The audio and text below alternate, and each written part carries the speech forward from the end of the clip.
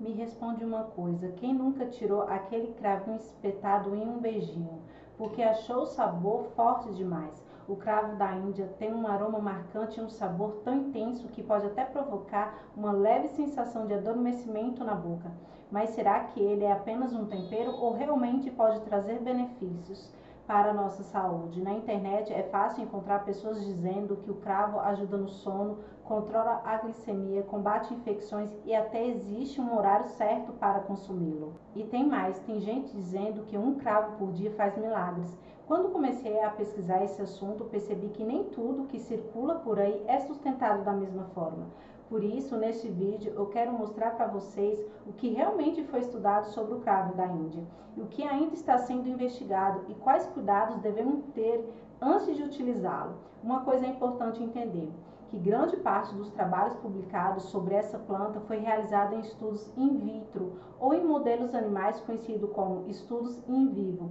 Já os estudos realizados com seres humanos, conhecidos como ensaios clínicos randomizados, ainda são bastante limitados quando falamos especificamente sobre o cravo da Índia. Mas isso não significa que a planta não tem potencial, significa apenas que algumas informações já estão mais estabelecidas do que outras. Além dos possíveis benefícios, também vamos conversar sobre segurança, porque o cravo da Índia pode interagir com alguns medicamentos e esse é um assunto que merece sua atenção. Ao longo desse vídeo, vamos conhecer os principais benefícios atribuídos ao cravo da Índia e entender quais propriedades da planta podem estar relacionadas a esses efeitos. Seu principal destaque é a ação antioxidante e anti-inflamatória, graças ao seu principal fitoquímico, o eugenol. Também vamos compreender seus possíveis efeitos como antiagregante plaquetário. Provavelmente você já viu alguém dizer que ele ajuda a afinar o sangue.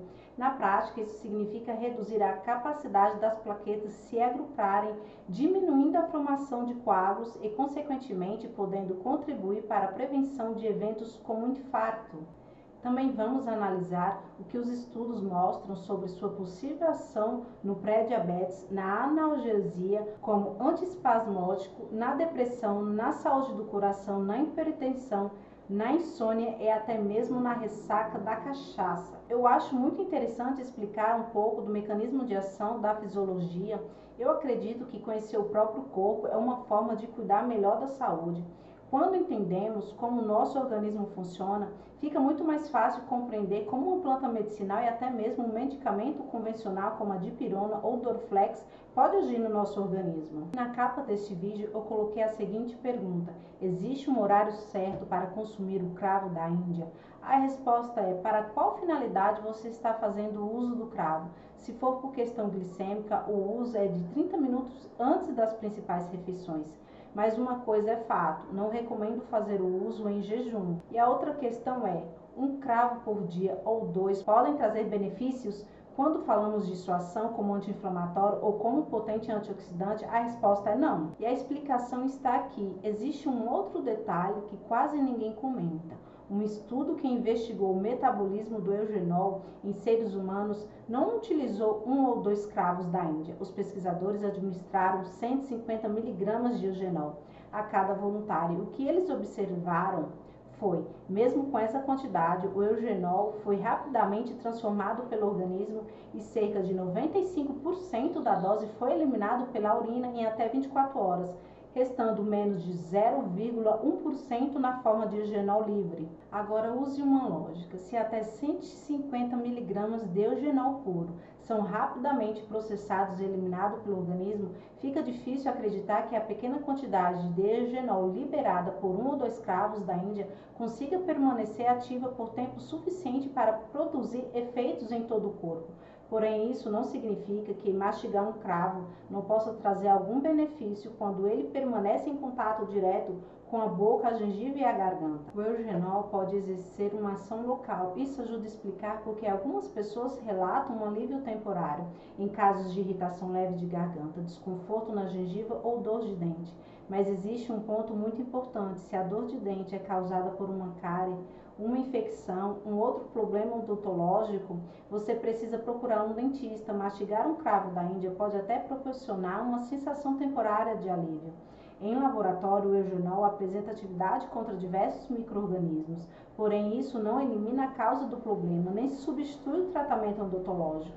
Se houver necessidade de remover a cárie, não há como fugir da broca. Inclusive, o próprio dentista utiliza materiais que contêm eugenol em sua clínica, como alguns cimentos e curativos odontológicos. A diferença é que nesses produtos o eugenol está presente em formulações padronizadas, com concentração e aplicação cuidadosamente controlada para atuar diretamente no local do tratamento.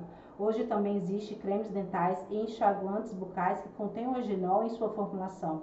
É claro que isso não significa que você esteja proibido de fazer um enxaguante que contém o cravo da Índia em casa. Dependendo do seu preparo e da frequência de uso, ele pode trazer benefícios como parte de cuidados com a saúde bucal. O que ele não pode fazer é substituir o diagnóstico e o tratamento realizado pelo dentista. O cravo pode ser um aliado, mas não substitui o profissional que vai identificar, tratar a verdadeira causa do problema. O ponto é entender a diferença entre consumir uma especiaria e utilizar um recurso fitoterápico. Na cozinha, o cravo é usado em pequenas quantidades, principalmente pelo sabor e pelo aroma. Já quando falamos em um possível efeito terapêutico, precisamos considerar a dose utilizada, a concentração dos compostos ativos, a padronização do extrato e a forma de administração. E é exatamente por isso que nos estudos os pesquisadores não avaliam simplesmente um cravo ou uma pitada da especiaria. Eles utilizam extratos padronizados ou quantidade controlada dos compostos de interesse, porque a quantidade presente na planta pode variar e nem sempre corresponde à dose necessária para produzir determinado efeito. E se você quer aprender como utilizar o cravo da Índia, eu preparei um conteúdo exclusivo de orientação de uso. Nele eu explico diferentes formas de utilização, como chá, cápsula, tintura, e como preparar corretamente o chá, quais quantidades você deve utilizar, para qual finalidade cada forma costuma ser empregada, por quanto tempo pode ser utilizado, quais medicamentos exigem atenção quanto a interações, quem deve evitar o seu uso e os principais cuidados antes de iniciar a utilização. Se você quiser acessar esse conteúdo, o link está na descrição desse vídeo. E vale ressaltar que existe uma diferença entre ter contato com uma pequena quantidade da planta no dia a dia e utilizar uma preparação desenvolvida para atingir um objetivo específico. Porque na fitoterapia a diferença entre uma especiaria presente na cozinha e um recurso terapêutico está justamente na dose, na padronização e na indicação correta. Eu sou Lidiane Barbosa, biomédica com especialização em fitoterapia clínica, e hoje nós vamos entender os possíveis benefícios do Syzygium oramaticum, conhecido popularmente como cravo da Índia. O cravo da Índia é o botão floral seco de uma árvore originária das Ilhas Molucas, na Indonésia. Atualmente é cultivada em diversas regiões tropicais, sendo a Tanzânia um dos maiores produtores mundiais. Mas eu quero começar esclarecendo uma informação que aparece com muita frequência na internet. Será que o cravo da Índia realmente ajuda no sono por conter triptofano? Quando fui pesquisar esse assunto, encontrei um estudo que identificou aproximadamente 12 miligramas de triptofano em 1 quilograma de botões florais secos de cravo da Índia. Pode parecer muito, mas vamos colocar esse número em perspectiva, estando falando em cerca de 12 miligramas em 1 quilo inteiro de cravo. Para comparação, a necessidade diária de triptofano para um adulto fica aproximadamente entre 250 e 425 miligramas por dia. Então, se alguém precisasse comer 1 quilo de cravo da Índia para tentar aumentar a ingestão de triptofano, provavelmente o problema deixaria de ser insônia. Mas talvez vocês estejam pensando, se o triptofano participa da produção de melatonina, por que isso não significa que o cravo melhora o sono?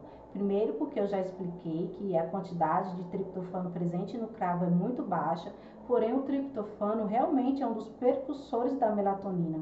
Na glândula pineal, ela passa por uma sequência de reações bioquímicas até participar na formação desse hormônio, mas esse processo não depende apenas da presença do triptofano.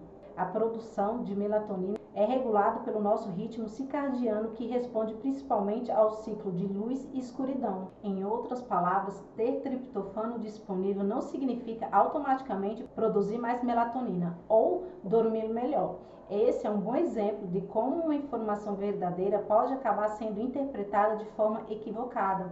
Agora que já esclarecemos essa dúvida, vamos entender o que realmente existe dentro do cravo da Índia e por que essa especiaria desperta tanto interesse. E vamos começar pela sua possível ação analgésica. Antes, vamos compreender como o nosso corpo sabe que algo está doendo.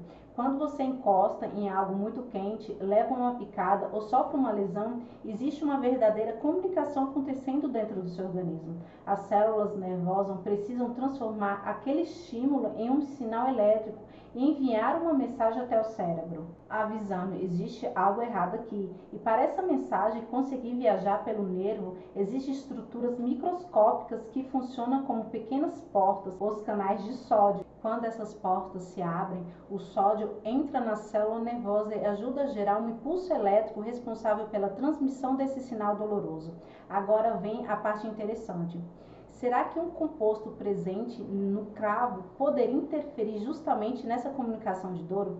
Um estudo realizado em ratos, os pesquisadores avaliaram não apenas se o eugenol poderia reduzir a dor, mas também como esse efeito acontecia no organismo. Para isso, eles analisaram o comportamento relacionado à dor na região da face e investigaram a ação do eugenol sobre neurônios gânglios trigeminal, uma estrutura envolvida na transmissão dos estímulos dolorosos da região orofacial. Dados mostraram que o eugenol pode interferir na atividade dos canais de sódio presentes nesses neurônios, reduzindo a capacidade dessas células de transmitir sinais elétricos relacionados à dor. Em outras palavras, o eugenol parece atuar como se diminuísse o volume dessa mensagem dolorosa antes que ela siga pelo sistema nervoso. Então, quando alguém relata que o cravo ajudou em uma dor, existe uma possível explicação biológica. O eugenol pode atuar em estruturas envolvidas na transmissão da dor. Por isso, além de investigar a possível ação do eugenol na transmissão da dor, os pesquisadores também buscaram entender se esse composto poderia influenciar a própria inflamação. A inflamação funciona como uma equipe de emergência. Quando acontece uma infecção ou uma lesão, ela entra em ação para proteger o organismo. O problema é quando essa equipe continua trabalhando mesmo depois que o problema já passou. Nesse momento, além de manter a inflamação, o organismo pode produzir um excesso de moléculas muito reativas que acabam danificando as próprias células. A inflamação prolongada pode contribuir para o desenvolvimento de diversos sintomas como dor no corpo, mialgia, fadiga crônica, insônia, depressão, ansiedade, transtornos de humor, complicações gastrointestinais como prisão de ventre, diarreia e refluxo ácido, ganho de peso ou perda de peso, infecções frequentes. Um exemplo específico é a inflamação persistente em uma pessoa com artrite reumatoide. Nessa doença existe o sistema imunológico, passa a atacar por engano as próprias articulações. Como consequências, a inflamação permanece ativa por muito tempo, causando dor, inchaço, comprometendo as articulações. Esse é um exemplo de como a resposta inflamatória, que normalmente deveria proteger o organismo, pode se tornar prejudicial quando deixa de ser controlada. E quando falamos de inflamação, existe um ponto importante. Não é apenas a dor que está envolvida na artrite reumatoide. O sistema imunológico libera substâncias chamadas citocinas pró-inflamatórias, que funcionam como mensageiros responsáveis por manter esse processo inflamatório ativo. Um estudo avaliou o efeito do eugenol e do cenamaldeído, que é um componente da canela, em células de sangue de pacientes com artrite reumatoide. E os resultados mostraram que esses compostos conseguiram reduzir a liberação dessas citocinas inflamatórias, além de diminuir a formação de moléculas associadas ao estresse oxidativo, como as espécies reativas de oxigênio e nitrogênio. Quando essas moléculas são produzidas em excesso, elas podem aumentar o dano celular. Por isso, a redução desse estresse oxidativo também favorece a resposta de defesa de antioxidantes dessas células. Dessa forma, o eugenol associado com o componente da canela apresentou um potencial efeito anti-inflamatório e antioxidante, mostrando uma possível aplicação como um composto auxiliar no controle de processos inflamatórios. E caso vocês tenham interesse, eu posso fazer um vídeo dedicado sobre artrite, aprofundando a explicação dessa doença e apresentando os fitoterápicos com maior potencial para auxiliar em todo esse seu processo. Agora vamos compreender sua ação como antiagregante plaquetário. As plaquetas são células que circulam pelo sangue e têm uma função vital, impedir que percamos sangue.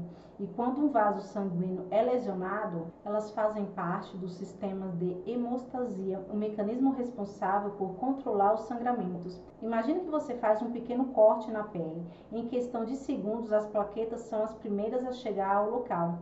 Elas aderem à região lesionada, unem-se umas às outras e formam um tampão inicial para reduzir o sangramento. Em seguida, elas ativam uma sequência de reações chamada de cascata de coagulação, que leva à formação da fibrina, uma proteína que funciona como uma malha reforçando esse tampão, até que o tecido seja reparado. Mas as plaquetas não servem apenas para estancar sangramento. Elas também participam da inflamação, ajudam na cicatrização dos tecidos e colaboram com o sistema imunológico. Na resposta às lesões, até aqui tudo parece perfeito. O problema é quando esse mecanismo de proteção é ativado sem que exista um ferimento. Nessa situação, as plaquetas podem começar a se unir dentro de um vaso sanguíneo, formando um coágulo onde ele não deveria existir. Esse processo é chamado de trombose. Dependendo do local onde esse coágulo se forma, as consequências podem ser graves. Se ele bloquear uma artéria que leva sangue ao coração, pode causar um infarto. Obstruir uma artéria do cérebro pode interromper o fornecimento de oxigênio para as células cerebrais e provocar um acidente vascular cerebral. Em poucos minutos, a falta de circulação pode causar danos permanentes ao tecido cerebral. E é justamente por isso que controlar a ativação das plaquetas é tão importante. O organismo precisa que elas ajam rapidamente quando existe um sangramento, mas também precisa evitar que seja ativada sem necessidade. Estudos mostram que o eugenol, o principal composto do cravo da Índia, pode reduzir a ativação da agregação das plaquetas. Mas como ele faz isso? É isso que vamos entender agora. Em um estudo, os pesquisadores utilizaram plaquetas humanas em laboratório, onde estimularam as células com substâncias que normalmente provocam uma intensa ativação plaquetária. O resultado foi bastante interessante. O eugenol reduziu a atividade em vários mecanismos que funcionam como verdadeiros sinais de ativação dentro das plaquetas. Com menos desses sinais, as plaquetas ficaram menos propensas a se ativar e a se agrupar. Além disso, foi observado que o eugenol diminuiu a produção de tromboxano, uma substância produzida pelas próprias plaquetas, que agem como um forte estímulo para que elas continuem se agregando e formando coágulos. Na prática, isso significa que o eugenol reduziu tanto os sinais internos de ativação quanto a produção de uma das principais moléculas que intensifica esse processo. Esses resultados sugerem uma ação antiplaquetária em experimentos realizados com plaquetas humanas em laboratório, ou seja, é um teste in vitro, reduzindo mecanismos envolvidos na formação de trombos. Como o eugenol é um componente mais predominante e o fitoquímico mais envolvido nos benefícios do cravo da Índia, fui em busca de estudos que pudessem explicar se existe a possibilidade de contribuir no tratamento da depressão. Encontrei um estudo que o eugenol foi extraído do Rhizoma acorea gramineae, uma erva medicinal utilizada na Ásia. Vale ressaltar que esse foi um estudo in vitro e in vivo. Eu sempre gosto de deixar bem claro para vocês, quando um fitoterápico realmente possui comprovação em estudos clínicos com seres humanos, normalmente ele passa a ser o meu padrão ouro para a prescrição. Um exemplo é o Crocus sativus, que atualmente possui evidências clínicas mais robustas para o tratamento da depressão. Inclusive, eu já tenho um vídeo bem detalhado sobre a depressão e o uso do Crocus. Terminando esse vídeo, vai lá dar uma olhada. Mas antes de dar continuidade sobre o uso na depressão, quero aproveitar para dar uma dica importante. Presta atenção nas palavras que eu utilizo quando eu disser que os estudos sugerem, que há indícios ou que os resultados são promissores. Significa que a pesquisa encontrou resultados interessantes, mas ainda não podemos afirmar que esse efeito seja comprovado em seres humanos. Da mesma forma, quando eu disser que algumas pessoas relatam melhoram, estarei me referindo à experiência de quem utilizou a planta e não uma comprovação científica. Saber essa diferença ajuda a vocês a interpretar melhor as informações que encontram na internet. Um exemplo disso foi justamente a chamada da capa deste vídeo sobre existir um horário correto para consumir o cravo. Por isso, tenham cuidado com tudo que vem na internet. Existe uma desinformação e, infelizmente, também existe muita pesquisa feita de forma superficial. Para construir este roteiro, eu li muitos artigos científicos e deixei na descrição desse vídeo aquele que considerei os mais relevantes para vocês também possam consultar as mesmas fontes que eu utilizei. E voltando para a depressão, os pesquisadores observaram que o eugenol foi capaz de inibir a enzima MAO. A MAO, ou monoaminoxidase, é uma enzima que ajuda a controlar a quantidade de neurotransmissores no cérebro. Sua principal função é degradar substâncias como serotonina, dopamina e a noradrenalina depois que elas já transmitiram seus sinais entre os neurônios. Esse processo natural é importante para manter o equilíbrio do organismo. O problema é que em algumas pessoas com depressão a quantidade desses neurotransmissores pode estar reduzida. Nesses casos, alguns medicamentos antidepressivos atuam justamente diminuindo a ação da MAO. Com a enzima menos ativa, a serotonina, dopamina e noradrenalina permanecem disponíveis por mais tempo no cérebro, o que pode contribuir para a melhora dos sintomas. Foi justamente por isso que um estudo chamou a atenção dos pesquisadores, que foi utilizando o eugenol. O eugenol, principal composto presente no cravo da Índia, também demonstrou inibir a enzima MAO. Em estudos experimentais, em outras palavras, eles apresentou um mecanismo semelhante ao de alguns antidepressivos da classe de inibidores da monoaminoxidase, mas aqui existe um detalhe muito importante. Esse efeito foi observado em pesquisa de laboratório, em estudos com animais. Até o momento, não existem estudos clínicos que comprovem que o eugenol produza esse mesmo efeito em pessoas. Porém, quem faz uso de antidepressivos conhecidos como inibidores da monoaminoxidase deve ter bastante cautela. Se uma substância também foi capaz de reduzir a atividade da MAO, existe a possibilidade de aumentar ainda mais os níveis de serotonina, dopamina e noradrenalina. E vamos dar continuidade ao vídeo, depois que meu gato Vladimir roubou um plástico ali, mas eu tenho que ficar de olho aqui, senão ele mastiga o plástico e engole e isso é perigoso. Vamos voltar ao nosso vídeo. Vamos lá.